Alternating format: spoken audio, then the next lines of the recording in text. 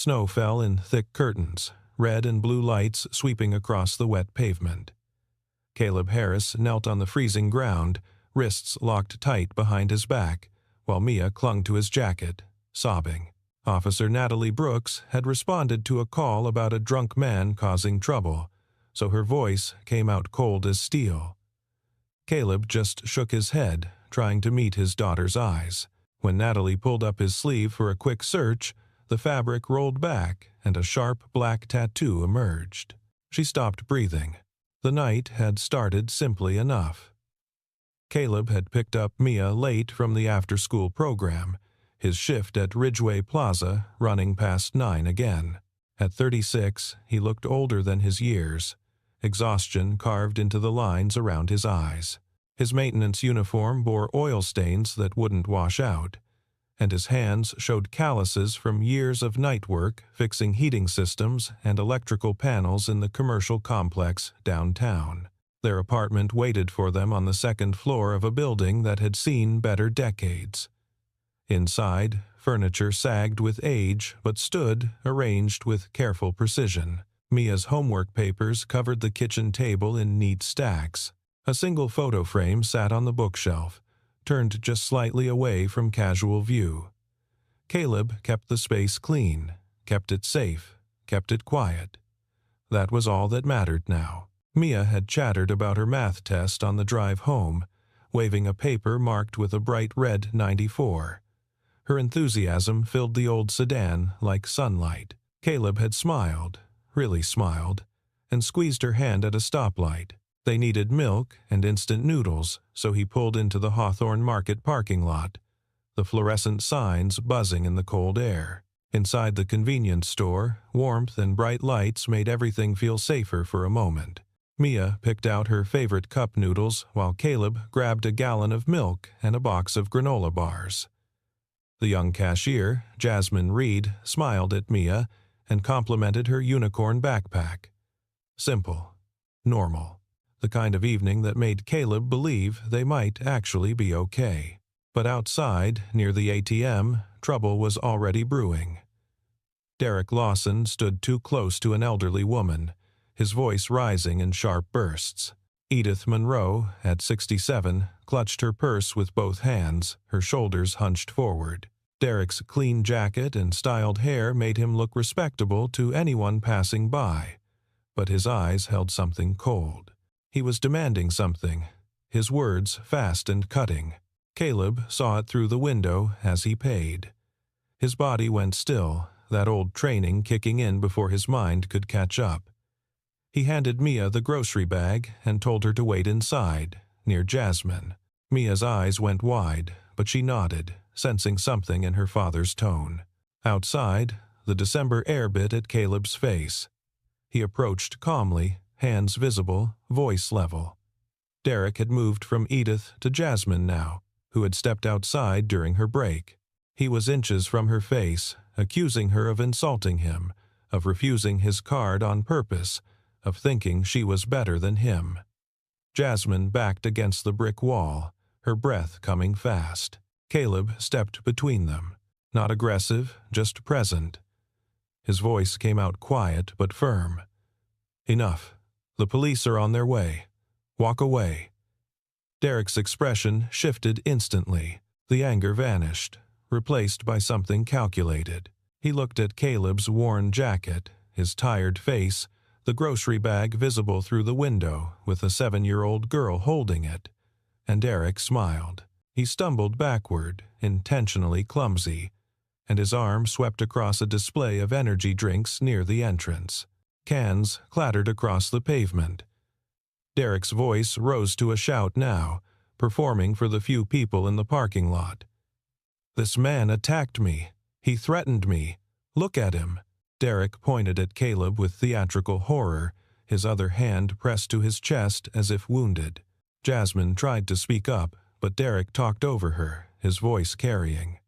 "I was just standing here and he came at me. Somebody call the police."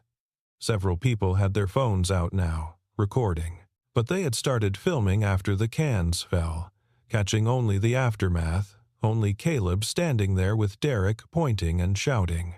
When Caleb took one step forward, trying to calm Derek down, Derek grabbed his own wrist and hissed in pain, as if Caleb had hurt him. The performance was flawless. Inside the store, Mia pressed against the window, her small hands leaving prints on the glass. Natalie Brooks arrived 6 minutes later, her patrol car sliding to a stop near the entrance. At 29, she had built her career on discipline and precision. She kept her hair pulled back tight, her uniform crisp, her expression neutral. The job demanded respect in a department that still questioned whether women belonged in patrol cars. She earned that respect by being better prepared, faster to respond, and unwilling to bend procedure. The scene she found looked clear enough. A well-dressed man with a bleeding scratch on his forearm, breathing hard, surrounded by spilled drinks. A rough-looking maintenance worker standing too close, wearing clothes that had seen too many shifts. A little girl crying inside the store. Witnesses with phones out, filming. Derek played his part perfectly. "Officer, thank God you're here. This man attacked me. I don't know if he's drunk or what, but he just came at me. I was terrified for that little girl. What if he does something?" His voice shook with just the right amount of fear, with just enough concern for Mia to sound like a good citizen.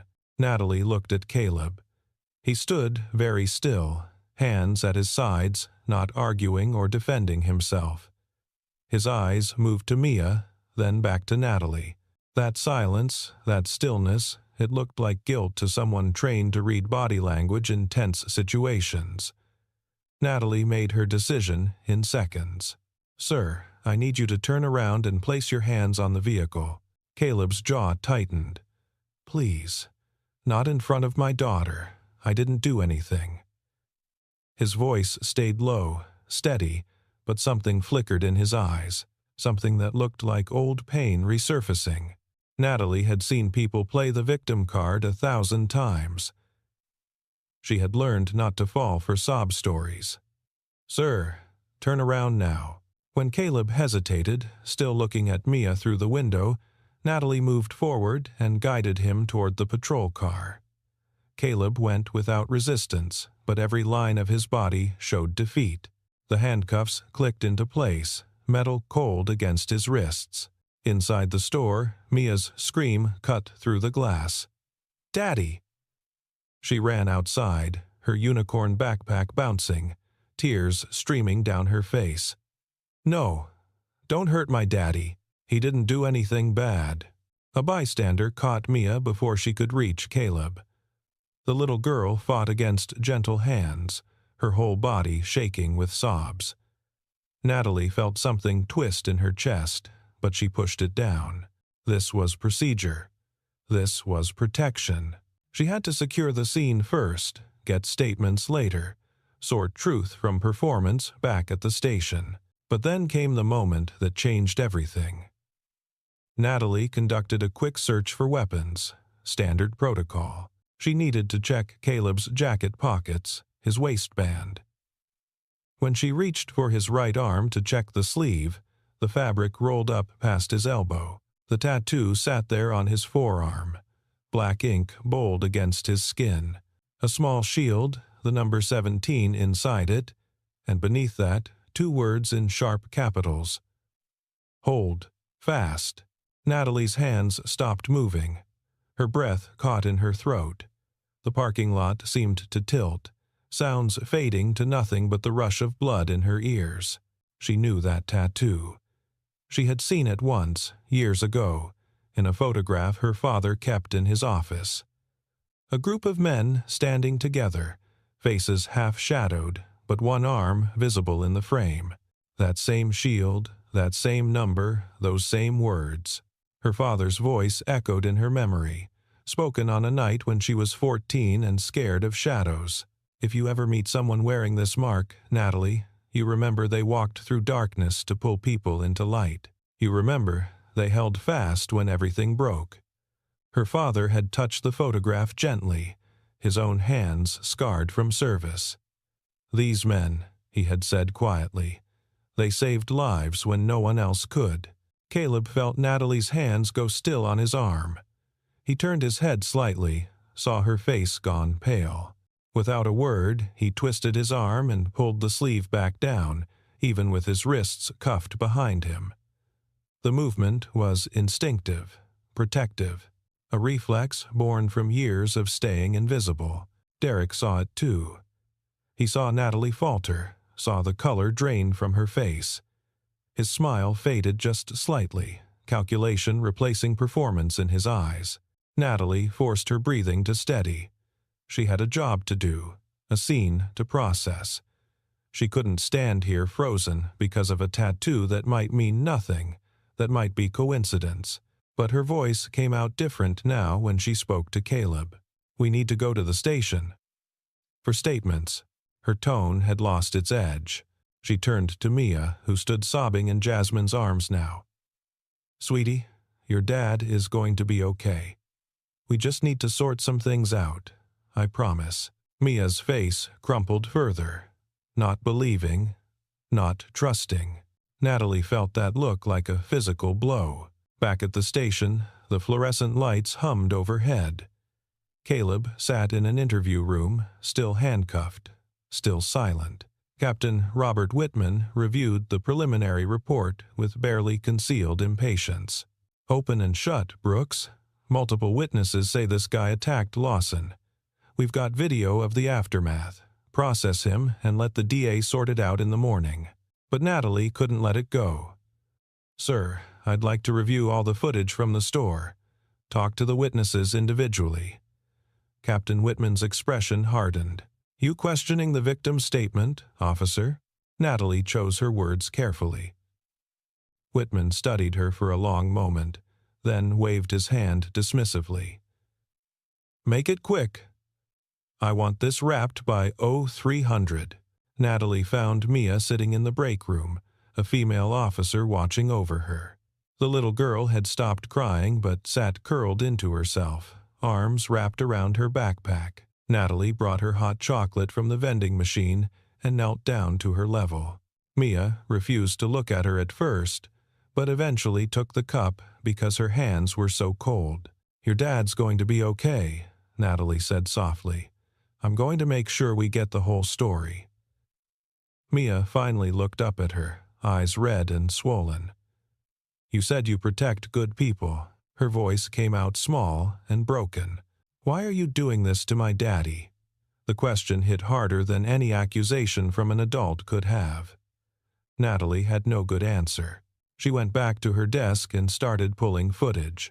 The Hawthorne Market had 3 cameras, one at the register, one covering the front entrance, and one pointed at the ATM.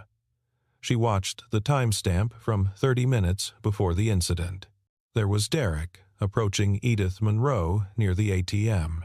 The elderly woman stepped back twice, clearly uncomfortable. Derek's body language was aggressive, invasive. Then Jasmine came outside on her break, and Derek immediately turned his attention to her. The interior camera showed Caleb inside, paying for groceries, Mia beside him. He glanced outside, saw Derek confronting Jasmine, and his entire posture changed. Not aggressive, but alert. He said something to Mia, handed her the bag, and walked outside. The camera angle didn't catch what happened next, but the timestamp showed Caleb only touched Derek once, grabbing his wrist to stop him from lunging toward Jasmine. Natalie called in Jasmine Reed. The young woman came to the station at 11:30 at night, still in her work polo, exhausted but determined. She told her story clearly. Derek had been harassing Edith for money, claiming the ATM stole his card.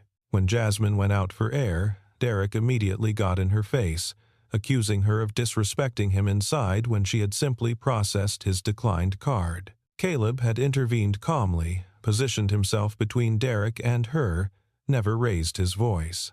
Derek deliberately knocked over the drinks to make it look like a fight. Edith Monroe confirmed the same story when Natalie reached her by phone. "That nice young man protected me," the elderly woman said, her voice shaking. "That other fellow was trying to take my purse. I know a bully when I see one." Natalie reviewed Derek's statement again. He had described Caleb wearing a black jacket. The footage clearly showed dark blue. He said Mia had been outside during the confrontation. She had been inside the entire time until after Natalie arrived. Small details, but they were lies. Derek had performed his story so well that these tiny cracks only showed under scrutiny. When Natalie brought these discrepancies to Captain Whitman, his reaction surprised her. He didn't seem pleased with new evidence. Instead, he seemed annoyed. "Brooks, you're making a mountain out of a molehill here, so a couple details are off. The guy was traumatized.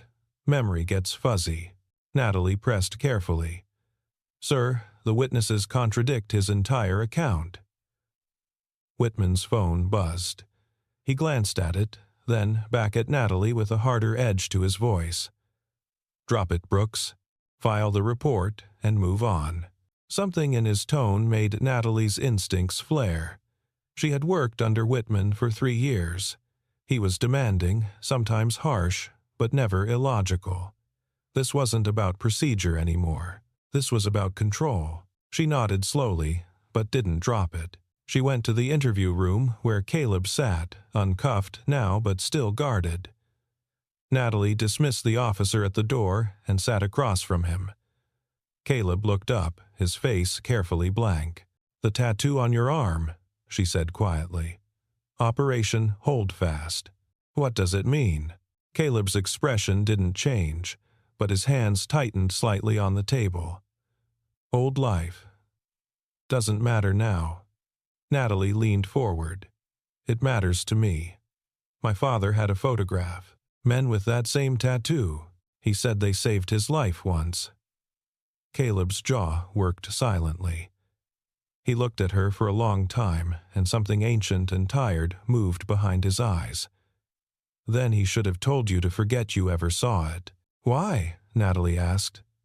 Caleb's voice dropped even lower. "Because the people we fought against, some of them were inside the system. And when you stand up to power, power pushes back. It doesn't stop pushing. My wife died in a car accident 3 years ago. The brake lines were cut. I couldn't prove it, couldn't fight it without making Mia a target. So I disappeared. Took a job nobody notices, kept my head down, kept my daughter safe. That tattoo is a death sentence if the wrong person sees it." Natalie felt ice spread through her chest. Her father had died in a car accident too, 5 years ago. She had always wondered about the timing, right after he testified about irregularities in a federal case. The official report said mechanical failure. But her father had been meticulous about vehicle maintenance, paranoid about safety. "Who would want to hurt you now?" Natalie asked. Caleb shook his head. "I don't know if it's about me anymore or if Derek stumbled into this by accident. But when your captain looked at my file, something changed in his face." He made a phone call. Then, suddenly this whole thing became urgent. Natalie's throat went dry. She left the interview room and went back to her desk. Captain Whitman was in his office, door closed, speaking in low tones on his cell. Natalie couldn't hear the words, but she saw his expression through the window. Concerned, maybe even worried. When he hung up and saw her watching, his face smoothed into professional neutrality. Natalie made a decision that could end her career. She stepped into the women's restroom, pulled out her personal phone, and called a number she had saved years ago. Special Agent Rachel Kim of the FBI had worked with her father on an investigation once. Natalie explained the situation quickly, efficiently, leaving out nothing. The tattoo, the witnesses, Derek's lies, Whitman's reaction, Caleb's history. Rachel listened without interrupting. When Natalie finished, Rachel was quiet for a moment. Then, Operation Holdfast was real, classified. Off-book team that pulled witnesses and assets out of hostile situations. They disappeared people who knew too much about organized crime, corrupt officials. The operation ended 8 years ago after several team members died under suspicious circumstances. If your guy is really one of them, he's been living on borrowed time. And if your captain is involved in shutting this down, we need to move carefully. They formed a plan. Rachel would send a team, but it would take hours. In the meantime, Natalie needed to keep Caleb and Mia safe and gather enough evidence to trap Derek into a confession. The FBI couldn't move without solid proof that wouldn't get thrown out in court. Natalie arranged for Mia to stay with Jasmine Reed temporarily, with official approval as an emergency placement. When she explained this to Mia, the little girl's face crumpled again. "I want my daddy." Natalie knelt down and took Mia's small hands in hers. "I know, sweetheart, and I'm going to make this right, I promise you. Your dad is a good man, and I'm going to prove it." Mia studied Natalie's face, searching for truth. "You really promise?" Something in her tone must have reached through Mia's fear, because the little girl finally nodded back. Processing Caleb's release took another hour. Whitman tried to block it, citing concerns about evidence, but Natalie pulled rank on procedure. Without formal charges, they couldn't hold him. When Caleb walked out into the cold night air, he found Natalie waiting by her personal car. "Get in," she said. "We need to talk somewhere safe." They drove to a diner on the edge of town, nearly empty at 2 in the morning. In a corner booth, over coffee neither of them drank, Caleb told his story. The real one. Operation Holdfast had been his life for 6 years. He specialized in tactical extraction, getting people out of situations where regular law enforcement couldn't reach. Witnesses in mob trials, undercover agents whose covers were blown. Once, a prosecutor and his family when a cartel put a price on their heads. Caleb's team moved fast, moved quiet, left no trace. But on their last mission, 8 years ago, everything went wrong. They were extracting a federal witness who had evidence of a conspiracy involving police officials, city council members, and organized crime figures across 3 states. The intel they had been given was compromised. The team walked into an ambush. 3 men died that night. Caleb survived with a bullet scar under his ribs and the knowledge that someone high up had sold them out. The investigation afterward was buried, classified, sealed. Caleb tried to pursue it, tried to find who had leaked their operation, but every door closed in his face. Then his wife started getting followed. Strange cars parked outside their house, anonymous threats. When she died in that accident, Caleb knew. He couldn't prove it, couldn't fight it without proof. So he took Mia and disappeared into the kind of life where nobody looks twice. Night shift maintenance. Cheap apartment. No friends, no profile. No trace of the man he used to be. The tattoo was his mistake. He had gotten it with his team after their first successful mission, young and stupid and thinking they were invincible. Now it was a beacon for anyone who knew what to look for. Natalie absorbed all of this, her coffee going cold in front of her. Army intelligence, attached to our operation as a liaison. Good man. He tried to push the investigation after the ambush. I heard he died a few years later. I'm sorry. They sat in silence for a moment. Then Natalie said, "Derek isn't random. Someone sent him to provoke you, to get you into the system where they could either silence you or find out if you still have evidence." Caleb's expression was grim. "I don't have evidence. I never did. Just suspicions. But they don't know that. Here's what we're going to do," Natalie said. She laid out the FBI's plan. They needed Derek to implicate himself and whoever sent him. That meant setting a trap. Caleb would play along, act like he was willing to deal, to keep Mia safe by pleading guilty to something minor. Derek would have to coordinate with his handler. They would catch it all on wire. It was dangerous. If Derek or Whitman suspected anything, they would disappear, and Caleb would be left holding the bag. But it was the only way. Caleb looked at Natalie for a long moment. "Why are you doing this? You could walk away, protect your career." And I watched you get handcuffed in front of your daughter for trying to protect people. If I don't fix this, I don't deserve to wear this uniform." The trap was set for the following evening. Natalie, wearing a concealed wire provided by Rachel's team, arranged a meeting with Derek at the parking garage of an abandoned office building. She told him that Caleb was willing to make a deal, plead guilty to disturbing the peace, pay a fine, anything to keep Mia out of the system. But he needed assurance that this would end here. Derek arrived 20 minutes late, too confident, too comfortable. He leaned against a concrete pillar and smiled. "So the tough guy breaks, huh? Knew he would. Nobody risks their kid." Natalie kept her expression neutral. "He just wants this over." Derek's smile widened. "Sure he does. But here's the thing, officer. This doesn't end until we know he's not going to cause problems later. We need insurance." "Who's we?" Natalie asked carefully. Derek waved a hand dismissively. "People who keep the city running smooth. People who don't like loose ends from old operations coming back to bite them." He didn't say Operation Holdfast directly, but the implication was clear. The wire was getting everything. Derek kept talking, arrogant now, thinking he had won. "Your captain knows how to play ball.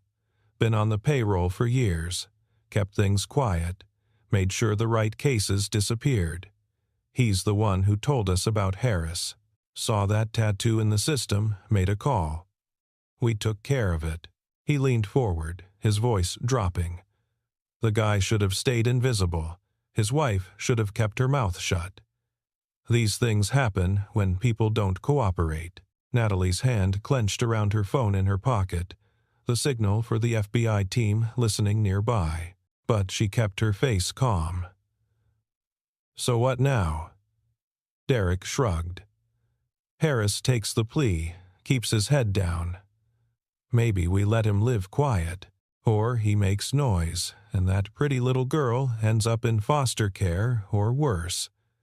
Simple math." That's when Caleb emerged from the shadows behind a van, FBI agents with him. Vests marked clearly. Derek's face went white. The setup crashed down around him. Special Agent Kim stepped forward, already reading Derek his rights. Everything he had said was recorded, transmitted, documented. Derek tried to run. He made it 3 steps before agents had him on the ground. His phone was seized, and within minutes, the forensics team was pulling messages, call logs, contacts, everything they needed to trace the network back up the chain. At the police station, Captain Whitman was working late when federal agents walked through the door. He saw them coming, and his hand moved toward his desk drawer. Agent Kim's voice cut through the quiet. They found emails on his personal computer, burner phones in his car, years of payments laundered through shell accounts. He had been the leak 8 years ago. He had been the one keeping tabs on surviving Holdfast members, making sure they stayed buried or ended up dead. The arrest happened quickly, efficiently.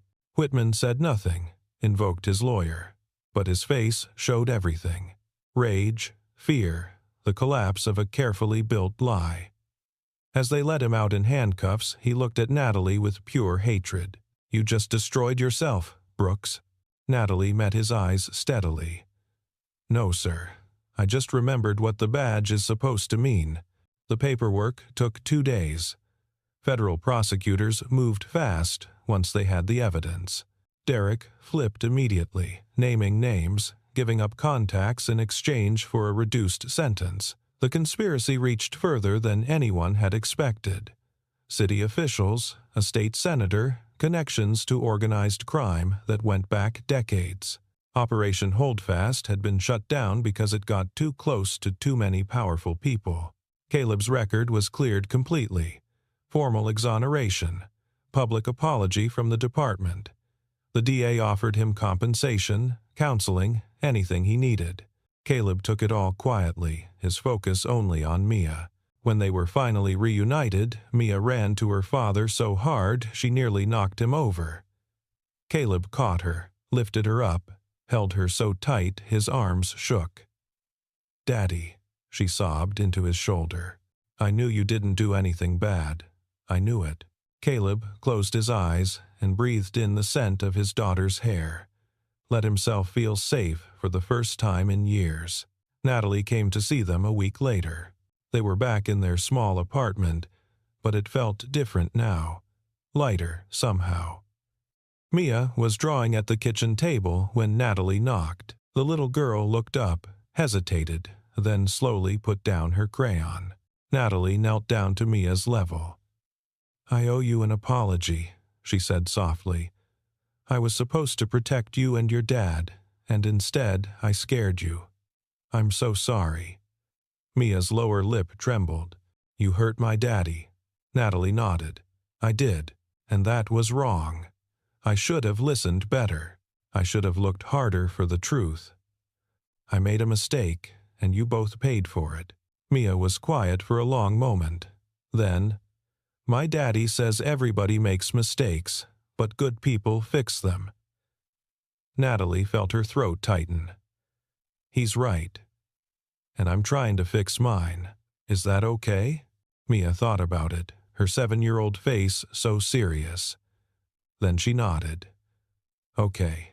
Caleb stood in the doorway, watching. When Mia went back to her drawing, he and Natalie stepped into the hall. Caleb spoke first. Thank you. For believing me when you didn't have to. For risking everything. Natalie shook her head. I didn't do anything heroic. I just did my job. Finally. But there was something else Natalie needed to say. My father, she began, then stopped. Started again. He talked about you. Not by name, but he talked about the men who went into hell to bring people out. He said they were the bravest people he ever knew. Caleb's expression softened just slightly. Your father was brave, too. He stood up when it mattered. That cost him everything. They stood in the quiet hallway for a moment, both of them carrying the weight of people they had loved and lost, both of them choosing to keep going anyway. Then Natalie said, There's a position opening up, Community Safety Coordinator. It's part-time, civilian role, but it works with at-risk families, helping them navigate resources, safety planning. The department wants to rebuild trust. They thought maybe someone like you, someone who understands what it's like to fall through the cracks, might be good at it. Caleb looked surprised. That's not exactly my background. Natalie smiled slightly. Your background is protecting people when systems fail. That's exactly what this needs. He considered it, then nodded slowly. I'll think about it. Natalie was reinstated with full honors. The department, desperate to rebuild its image after Whitman's arrest, praised her courage and integrity. She accepted the commendations with quiet grace, but privately she knew the truth. She had almost been part of the problem. She had almost let procedure blind her to justice. That was a lesson she would carry forever. 3 months later, on a cold evening when the city lights reflected off fresh snow, Caleb walked Mia home from her new school. She had transferred to a better district, one of the small mercies that came with the settlement money. Mia chattered about her day, about her new friend Sophia, about the art project they were starting next week. They passed the park where holiday lights twinkled in the trees. Families gathered around a community ice rink, their laughter carrying on the crisp air. Mia tugged on Caleb's hand. Can we watch for a minute, Daddy? Caleb nodded, and they stood at the fence together. Natalie found them there, off duty now, wearing a civilian coat instead of her uniform. She had developed a habit of checking in, just making sure they were okay, not as a cop anymore, but as someone who owed them more than she could repay. Mia saw her first and waved. Officer Natalie. Then, correcting herself with a gap-toothed grin, I mean, Miss Natalie. She ran over and, to Natalie's surprise, hugged her legs tight.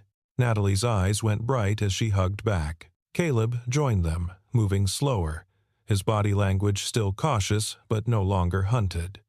They stood together watching the skaters. 3 people bound by trauma and healing, by mistakes and redemption. Mia looked up at Natalie. "Are you going to keep protecting people?" Natalie nodded. "Always. That's my promise." Mia seemed satisfied with that. "Good. 'Cause my daddy's really good at protecting people too. Maybe you can be a team." Natalie met Caleb's eyes over Mia's head. There was understanding there, and respect, and the beginning of something that might someday be trust. Not romance, not the Hollywood version of healing, but something deeper and more real. 2 people who had seen the worst of systems and chosen to believe in redemption anyway. As they walked together through the park, Mia, between them holding both their hands, the city lights glittered like promises. The world was still complicated, still broken in 1,000 ways. But tonight, in this moment, justice had won. A good man stood free. A little girl felt safe again. An officer remembered why she took the oath in the first place. Mia started humming a song she had learned in music class. Slightly off-key, but full of joy. Caleb squeezed her hand and smiled down at her, the weight he had carried for so long finally easing from his shoulders. Natalie walked beside them, her badge in her pocket instead of on her chest, but feeling more like a protector than she ever had before. The snow began to fall again, soft and gentle, covering the city in white. Fresh. Clean. A chance to begin again. And as they passed under a street lamp, Caleb's sleeve rode up just slightly, the tattoo visible for a moment in the light. Hold fast. He had held fast through darkness. He had held fast through loss. He had held fast for his daughter when everything else fell away. And now, finally, he could hold fast to something new. Hope. Behind them, the park lights twinkled on. Families laughed. Children played. The city breathed. Life went on, as it always does, but sometimes with a little more justice than before. Sometimes with proof that one person choosing courage over convenience could change everything. Sometimes with the knowledge that redemption was not a miracle, but a choice. A hard choice. A brave choice. But a choice nonetheless. Mia looked up at her father and then at Natalie. "I'm glad you didn't give up on us," she said simply. Natalie knelt down one more time, eye level with the little girl who had asked her the hardest question she had ever faced. "I'm glad I didn't either, sweetheart.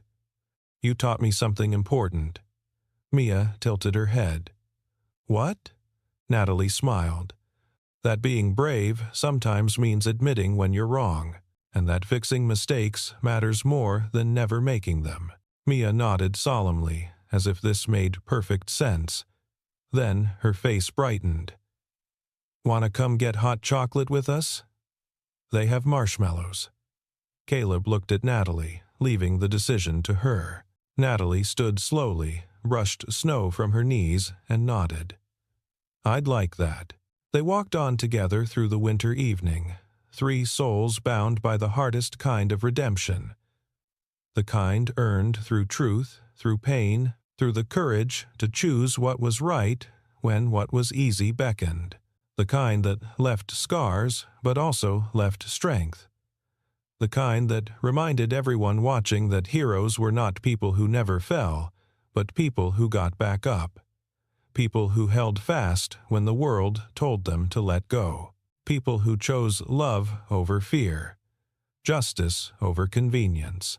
Hope over despair. And in the warm glow of a cafe window, over hot chocolate with extra marshmallows, a little girl smiled at her father and at the woman who had saved them both by saving herself first. Tomorrow would bring new challenges. The world would still be complicated. But tonight, they had this. They had each other. They had proof that good could still win. That was enough. That was everything. That was the promise worth fighting for.